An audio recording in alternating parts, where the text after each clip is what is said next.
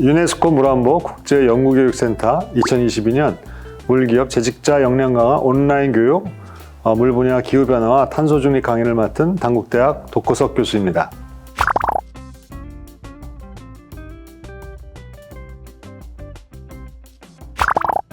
자, 그럼 지금서부터 강의를 시작하겠습니다. 여러분 잘 아시다시피 그 지구촌의 기후위기가 심각하다는 것은 이미 모두가 다 공감하고 계실 겁니다. 2021년 그 미국에 큰 한파가 닥쳤고요. 또 올해에도 그 파키스탄과 특히 영국, 또 중국, 또는 미국까지 많은 홍수와 가뭄으로 인해 온 지구촌이 아주 몸살을 앓았던 이러한 기상이변은 이제는 일상화가 되어서 뉴노멀이 돼가고 있습니다. 이러한 기상이변에 따른 경제적 손실로 기후변화로 인해서 우리가 얻는 것은 굉장히 큰데요. 최근 20년 동안에 이 재해 횟수는 1.7배가 증가했습니다. 이로 인해 갖고 여러 가지 감염병과 또는 이 농축산물, 특히 작물에 그러한 큰 영향을 미치고 있는데, 여기 밑에 나와 있는 그래프를 잠깐 보시면 우리나라에서 인삼을 재배하는 면적이 감소되고 있는 추세를 그래프로 보여주고 있습니다. 인삼은 그 온도와 특히 기온에 굉장히 예민한 그러한 작물이기 때문에 이렇게 기후변화로 인해 갖고 온도가 상승하거나 또는 강우량이라든가 또는 가뭄이라든가 이런 것들에 의해서 큰 영향을 받기 때문에 우리나라에서도 이 인삼 재배가 없어지는 날이 아마 다가오지 않을까, 그렇게 생각을 합니다. 이러한 탄소 중립에 대한 문제점들은 세계적으로 같이 공감을 하고 있는데요. 이를 위해서 2016년에 파리협정이 발효가 됐고요. 또한 2019년에는 유엔의 기후정상회의를 통해서 이러한 세계적으로 문제가 되고 있는 기후변화를 종식시키자는 그러한 일치된 그러한 목소리를 높이고 있습니다. 밑에 나와 있는 사진과 같이 EU와 또는 미국의 바이든 정부, 심지어 중국이 유엔 총회에서도 이렇게 탄소 중립을 위한 세계적인 어떤 한 목소리를 같이 내고 있습니다. 우리나라가 2020년 10월에 대통령 시정연설을 통해서 탄소 중립을 이제 선언을 했고요. 이에 대한 구체적인 실행 방안으로서 2021년 5월 달에 탄소중립위원회가 출범을 했습니다. 그와 더불어서 9월 달에는 이 탄소중립 기본법이 제정이 되어서 실질적으로 모든 지자체에서 이러한 기본법을 위한 그 전략과 또 법안들을 시행을 하고 있습니다. 우리나라에 있어서 2030 온실가스 감축 목표도 설정이 되었는데, 탄소중립위원회에서 발표한 거에 따르면은 우리나라가 2018년 대비 2030년까지 약 40%를 감축하는 것으로서 상향을 해서 저희가 진행을 하고 있습니다.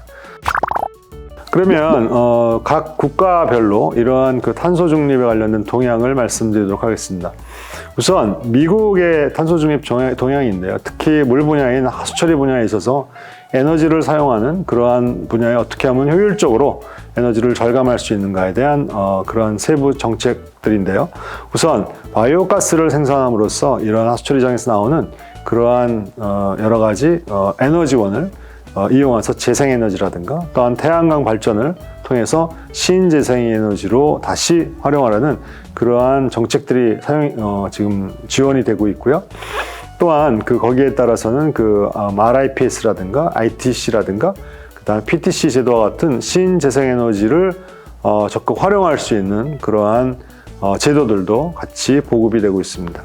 또한 EU에서는 이러한 미국과 유사한 이러한 신재생에너지의 어떤 공급 목표를 조금 더 높이기 위해서, 또 하나는 재생에너지를 활성화시키기 위한 그러한 세부적인 법과 그 다음에 실행 계획들이 구체화되고 있는데요.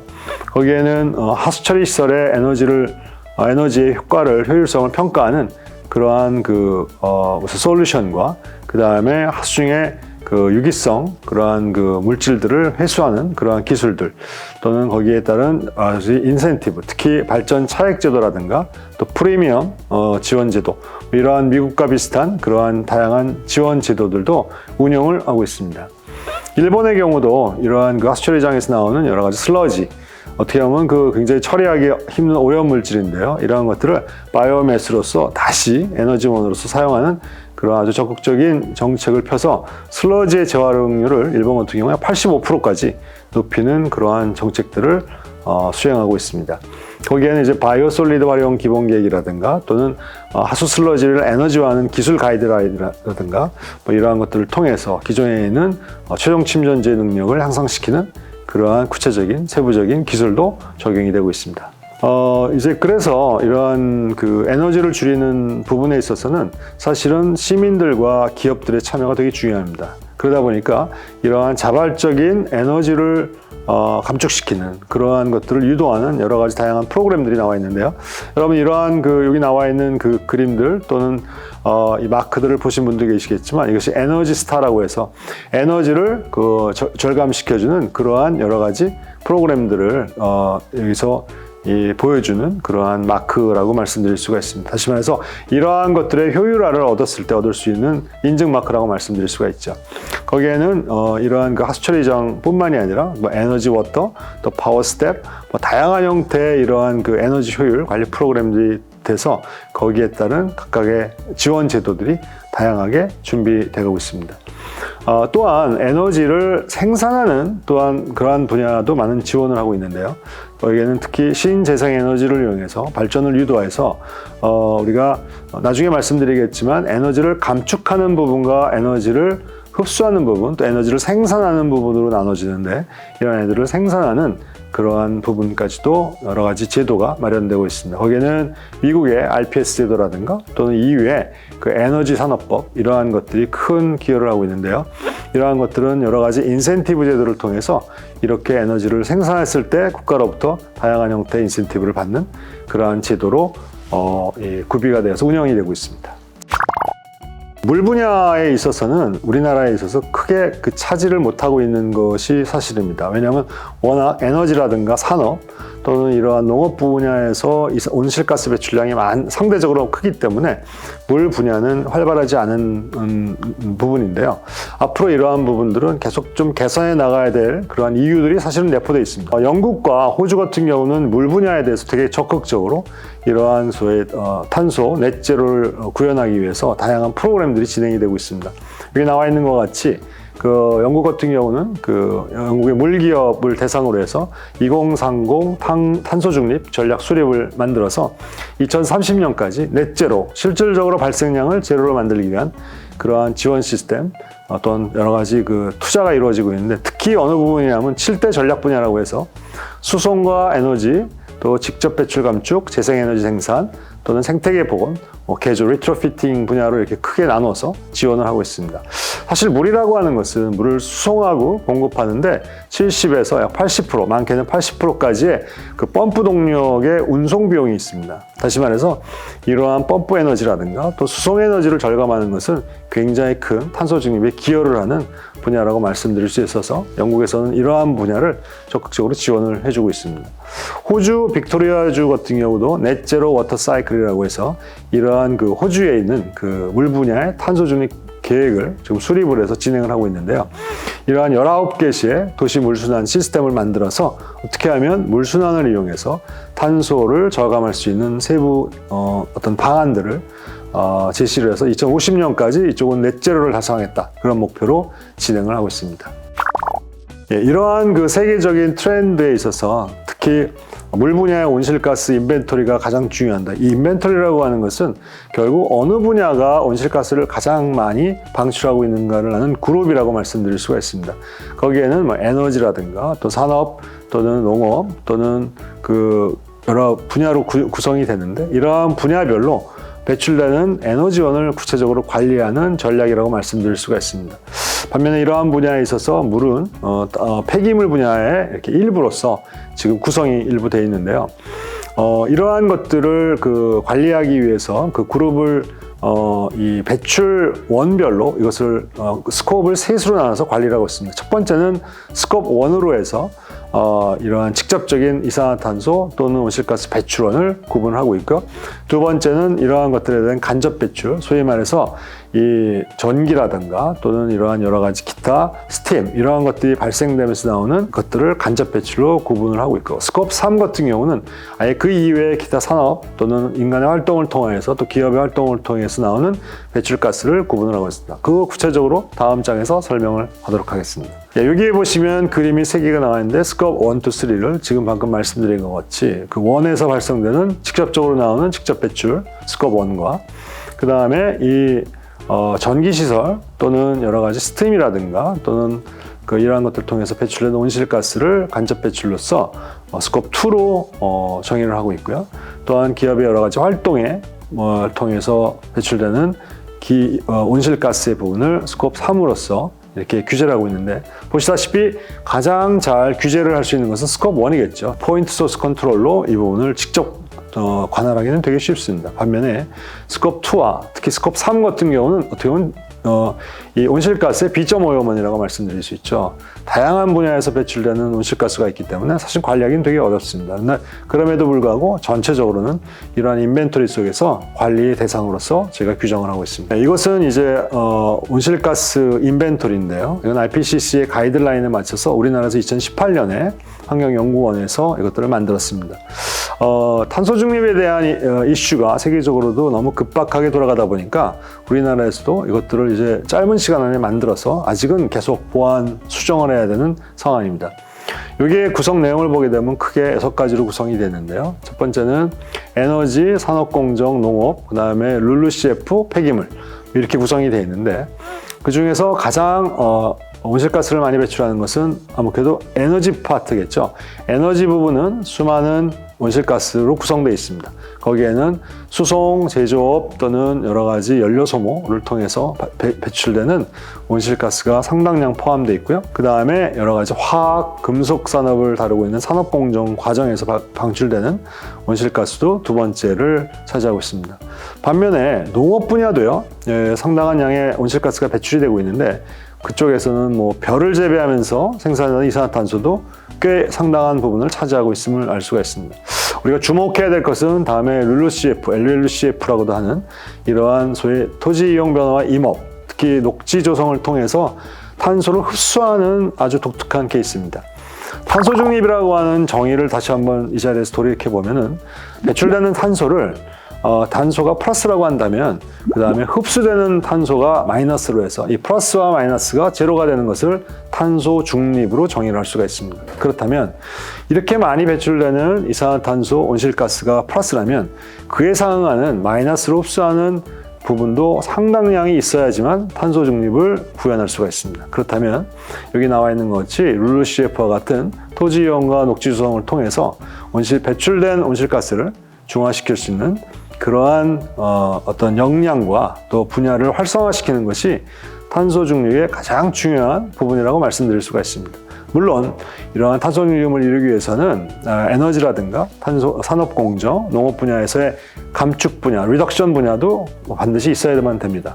그러나 그것보다는 이러한 소위 녹지라든가 또 임업을 활성화시킴으로써 에너지를 어떻게 하면 흡수를 극대화시키는 그러한 국가적인 전략들이 굉장히 중요하다고 말씀드릴 수 있습니다.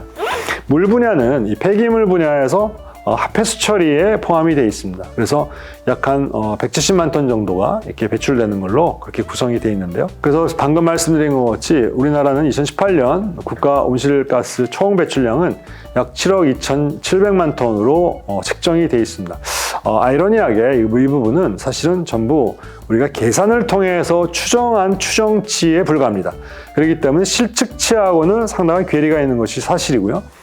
그래서 그렇기 때문에 이것들은 계속적으로 이 실측지와 계속 조율해 나가서 어떻게 하면 이 분야가 실제로 발생되는 양이 이 정도라고 하는 것을 맞추는 것들이 되게 필요한 후속 작업이라고 말씀드릴 수가 있습니다.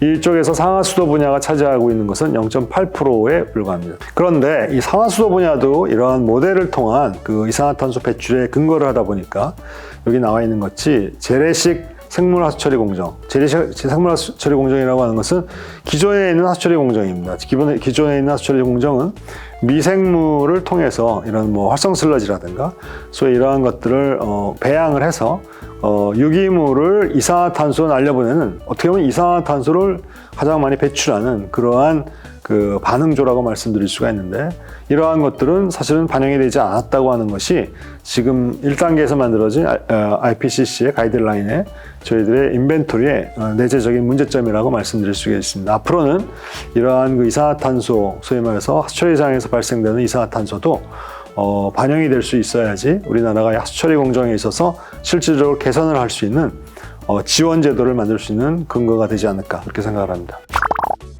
다음으로는 환경부가 진행하고 있는 2050 물관리 분야에서 탄소 중립 실험 방안에 대해서 구체적으로 말씀을 드리겠습니다.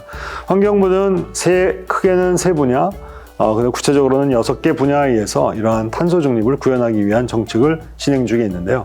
첫 번째는 에너지를 줄이는 소위 리덕션 분야입니다. 에너지 사용을 절감하는 분야. 두 번째는 재생에너지로서 에너지를 신재생에너지로 생산하는 분야이고요. 세 번째는 탄소를 흡수해서 이것을 소위 발생된 이산화탄소를 감축시키는 그러한 흡수원을 조성하는 사업으로 구성되어 있습니다. 첫 번째는 에너지를 줄이기 위해서 물 관련 시설의 어떤 기초 시설에 대한 에너지를 효율화하는 것과, 두 번째는 물수요 저감을 통한 용수 에너지를 절감하는 것.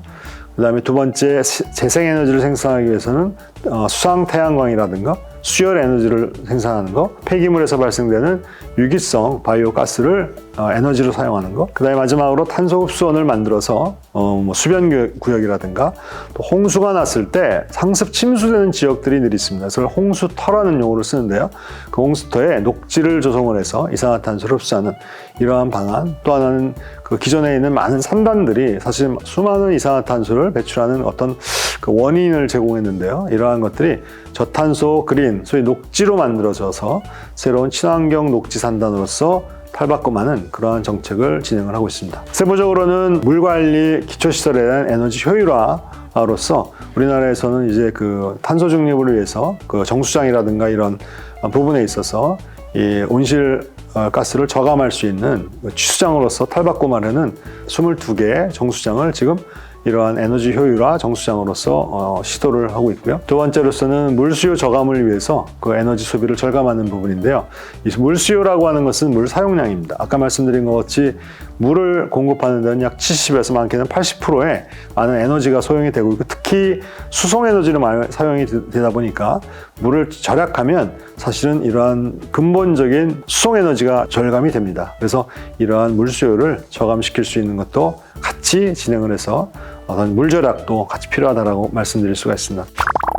그 다음은 물속에 있는 에너지를 우리가 활성화하는 겁니다. 이것은 에너지 하베스팅이라고 하는 것으로서 다양한 그 소위 버려지는 물, 또 수송하는 물 속에는 에너지에 있는 온도차, 수열이 가지고 있는데, 이러한 것들을 전부 회수해서 사용하는 방법입니다. 대표적으로 롯데 월드라고 있죠. 롯데월드가 있는데, 그쪽에서는 이러한 그 에너지를 이용해서 수열 에너지를 사용하는 것을 굉장히 큰 폭으로 사용을 하고 있는데, 이러한 것이 강원도에서도 이러한 25년의 시범 사업으로서 강원도에서도 이러한 수열 에너지를 사용하는 것을 계획을 세우고 있습니다.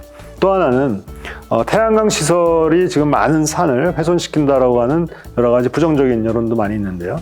이러한 저수지라든가 우리나라에는 수많은 댐, 이러한 곳에 이러한 수상 태양광을 설치해서 주민들이 이렇게 어느 정도의 지분을 내고 참여해서 주민 참여형의 수상 태양광을 설치해서 나중에 수익이 있을 경우에는 그것을 서로 공유하는 이러한 주민 참여형 수상 태양광도 계획을 세우고 있습니다. 그 다음에 이제 유기성 바이오 가스 사업 추진 방안인데요.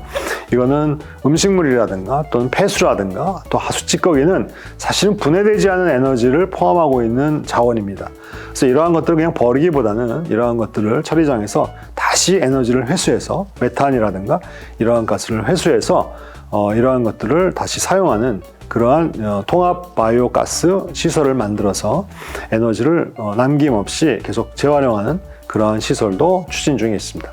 그리고 수변 구역과 그 다음에 홍수터에 대한 녹지를 조성함으로써 그 룰루CF 아까 말씀드린 에너지를 흡수할 수 있는 이 지역을 확대시키고요.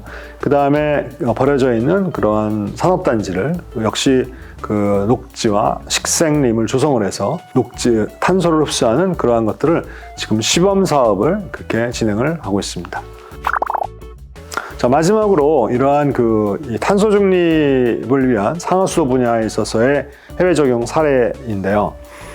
우리가 물 분야에 있어서의 수도 시설이 소비하는 에너지는 약 0.5에서 6% 정도를 차지하고 있습니다. 반면에 그 탄소 중립형 물 관리가 이루어졌을 때는 약 20% 정도의 그 탄소 중립을 우리가 얻을 수가 있는데요. 따라서 우리는 이러한 그 탄소 중립형 물 관리가 굉장히 중요하다라고 하는 것을 우리가 깨닫고 어떻게 하면 전체적인 물 관리에 우리가 효율화를 시킬 수 있는가, 이러한 방법으로 접근을 해야 됩니다. 그러기 위해서는 전체 물 생산 공정서부터 수도를 공급하는 과정 플러스 수도가 나와서 하수로 돼서 하수처리장으로 들어오는 전 물 공급 과정에 있어서 그 요소 얼만큼 에너지가 많이 드는가에 대한 그러한 것들을 저희가 파악을 해서 그 요소별로 관리하는 그러한 세부 전략들이 필요하다고 말씀드릴 수가 있습니다. 그래서 독일에서 이러한 것들이 진행이 됐는데요. 특히 취수와 정수처리, 배급수, 그 다음에 하수집수, 하수처리, 하수배출,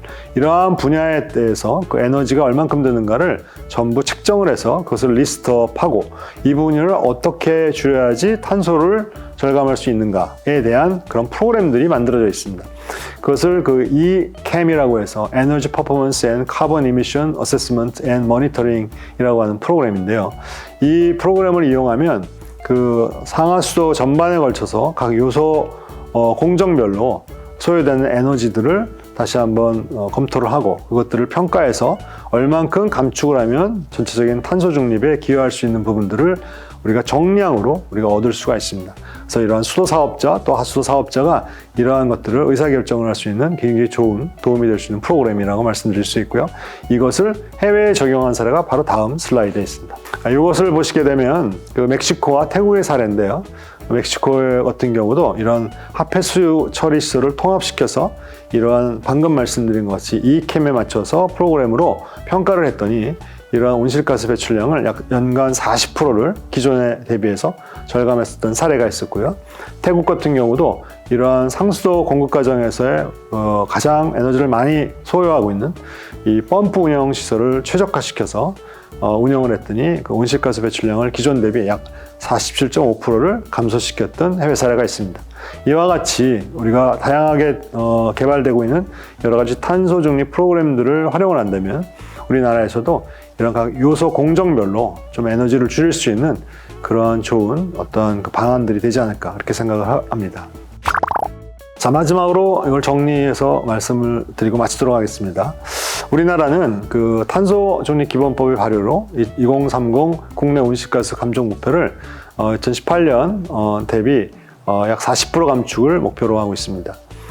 또 하나는 그 US EPA에서 온실가스 인벤토리 배출량에 따라서 스코업을 1, 2, 3로 구분을 해서 직접 배출량을 분명히 관리를 하려고 시도를 하고 있고요.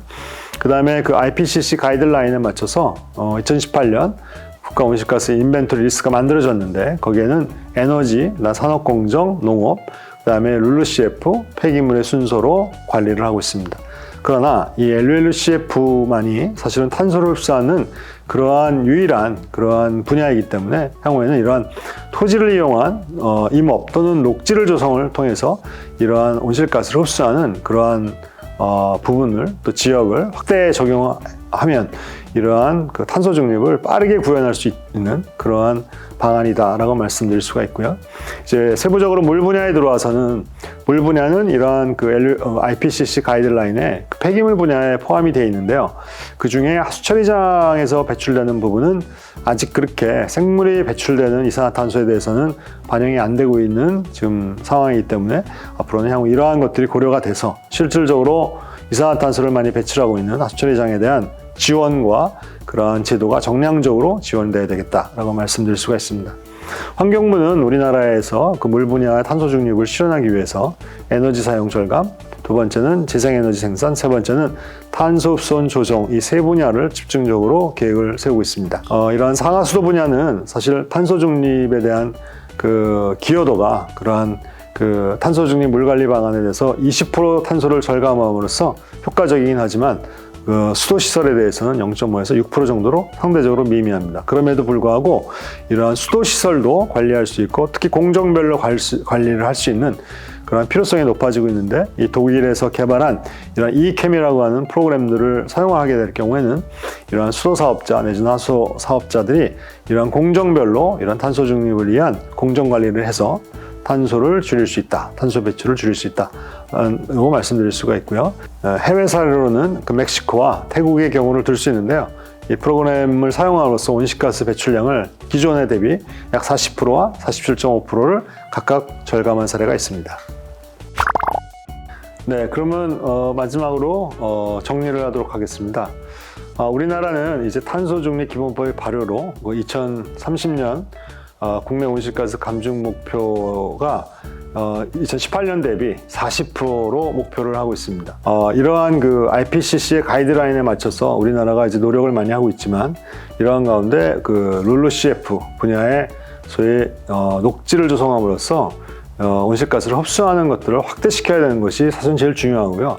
특히 이제 물 분야에 있어서는 이러한 탄소 중립을 위해서 이러한 여러 가지 에너지 사용 절감이라든가 또 재생에너지 생산, 탄소의 흡선을 조성하는 것이 사실 이 사업의 가장 중요한 부분이라고 말씀을 드리겠습니다.